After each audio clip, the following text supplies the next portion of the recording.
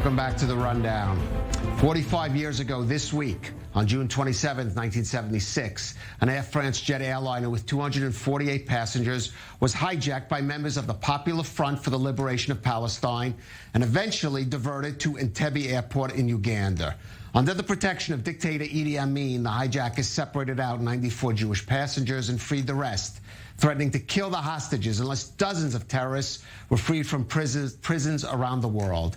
On July 4th, a team of some 100 Israeli commandos flew 2,500 miles to carry out a daring rescue operation. Now, 4 hostages and Mission Commander Yonatan Yoni Netanyahu tragically didn't make it back home, but the rest were saved. And the Entebbe operation forever changed the paradigm of dealing with terror, proving that no amount of distance could provide a safe haven to terrorists in the face of determined opposition. Now, a key player in Operation Entebbe was IDF Reserves Major General Doron Almog, who then commanded the elite paratroops reconnaissance unit that was first on the ground at Entebbe Airport. Major General Almog joined me earlier to discuss the excitement of the mission, the sorrow at losing his close friend Yoni, and how the Entebbe spirit later inspired his subsequent career efforts to make Israel a more inclusive society. Major General Doron Almog, thank you for joining us on this special anniversary. Let me ask you first, take us back to either when you first heard about the hijacking to Entebbe or as commander of an elite reconnaissance unit, you were first heard about the operation. I mean, when did you think, when you heard about even the hijacking, that such a thing could be possible? At first, you know, the hijack started on Sunday. It was, I think, June 27. And the operation, as a matter of fact, we got the order to the operation just 24 hours before. Wow. There was not enough intelligence for operations until the terrorists left some of the hostages, the Christians and non-Jews, and allowed them to fly back to Paris Wednesday, 3 days before the operation. And they were interrogated, and only on Thursday, 2 days before the operation, July 1st, the operation was done July 3rd, Saturday, the night between July 3rd and July 4th. But only on Thursday, there was enough information to surprise them or to design a program, right. a real operation, a risky operation. What did you personally think when you heard about it and what your role was going to be, really leading and being, I believe, the first one down on the tarmac? Did you think this was crazy? This is brilliant? No. My soldiers, I must tell you that on the first day when the hijack happened, my soldiers, the surgeons in my reconnaissance unit, they said, take us to Entebbe, we'll do the mission. So the motivation was there. So were you confident with that under those circumstances, that it would succeed? And even if you were confident it succeed, did you think there would be significant casualties either among the Israeli soldiers or among the hostages? So from many operations behind me, I knew that it's all about surprise. If you can surprise them, we can do it almost with no casualties. It's right. A matter of luck when you run operation, because you never know where some of the terrorists hide and from where you can get some of the bullets when you run inside. So my feeling was, yes, it can be done. We need only the information, but surprise is a crucial condition for success. Right, and leading reconnaissance, I believe you were the first soldier actually out there on the runway. Just take us to that very moment when you stepped foot on Entebbe Airport.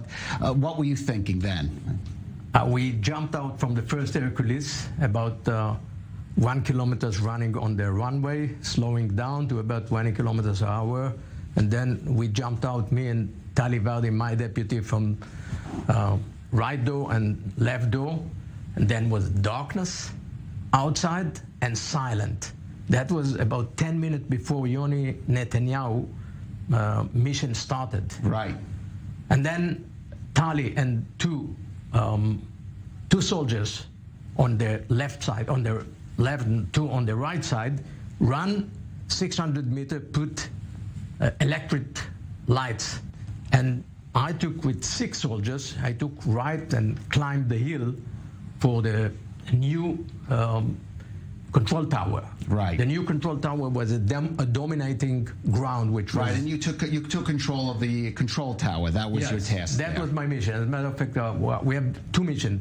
Marking the runway, taking over the new control tower, and just a few meters before the control tower, there were 4 guards, Ugandan guards. Right. And then at that moment, I came from one side, and the squad of Taliban, the 4 soldiers arrived from other side, and they shoot the guards, and we got... And you got in. And we got inside. Inside was empty. It was a 3 floors building.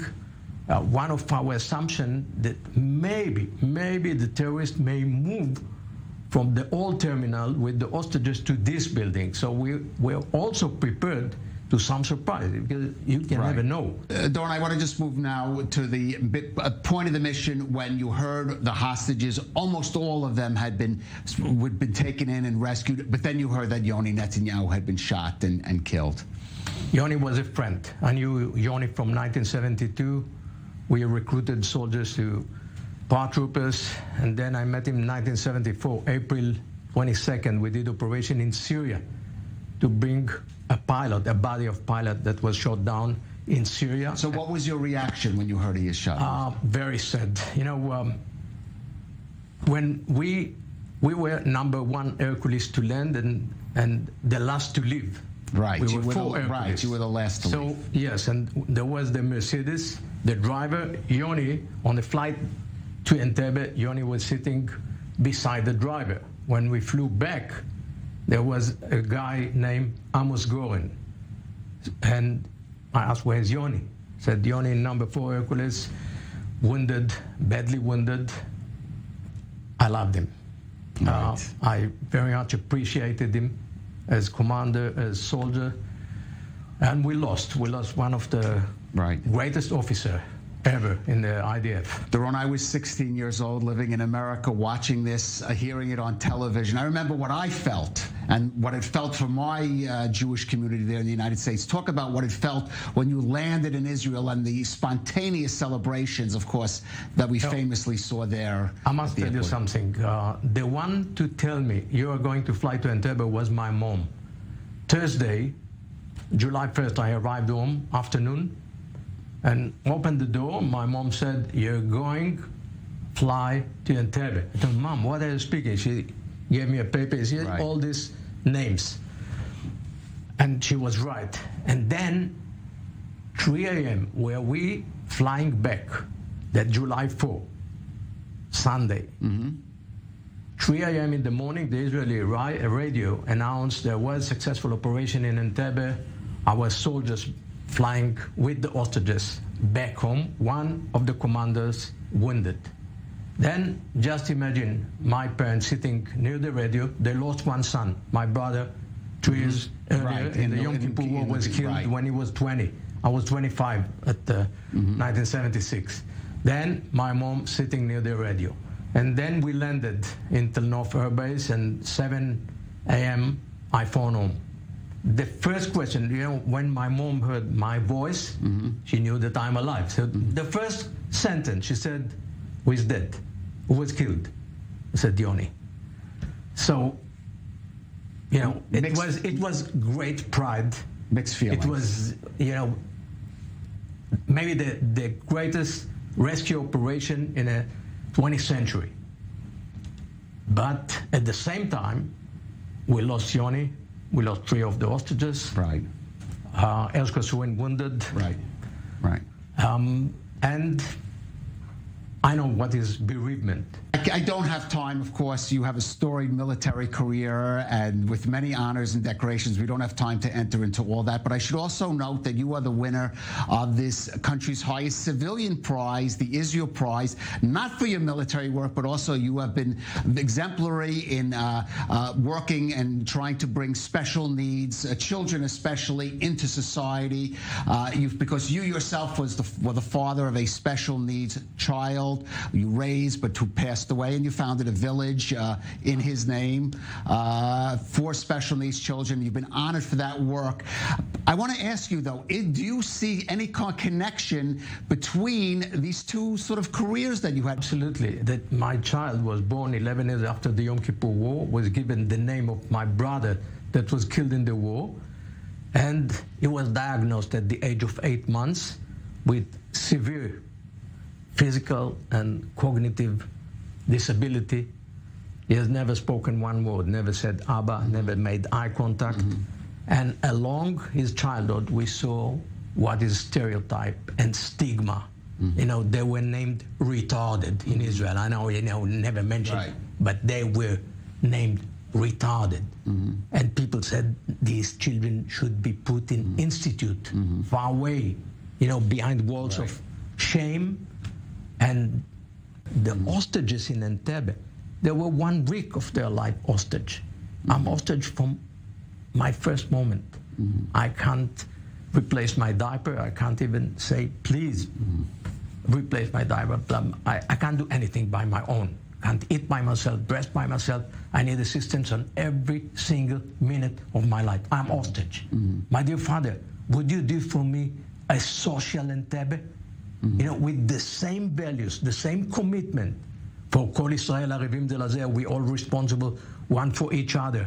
Love your friend as love yourself. But while raising him, we saw that these children is not part of Israeli values. They were taken and put overseas, and parents didn't speak. So it was about legitimacy, giving legitimacy to the most severely disabled children.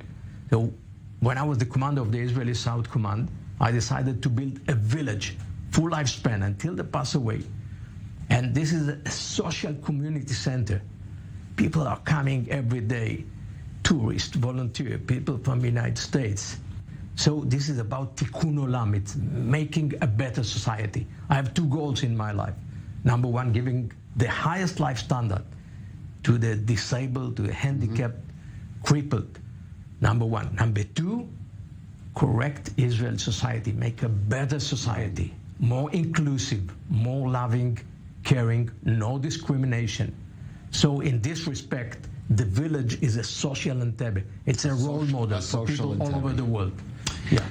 There are many ways to be a hero and many ways to embody the spirit, as you said, of Entebbe. And Major General Doron Almog, thank you for joining us on i24 News and showing us this way. Thank you, Caleb, very much. And this Sunday, Major General Almog will participate virtually in a 2-hour live Zoom seminar with Israeli and U.S. experts about the details of the Entebbe rescue. And this precedes a live Miracle at Entebbe ceremony being held in Philadelphia at Congregation Mikveh Yisrael. That's the second oldest synagogue in the U.S., which is being held by the Young Jewish Leadership Concepts Organization. An inspiring figure, to be sure.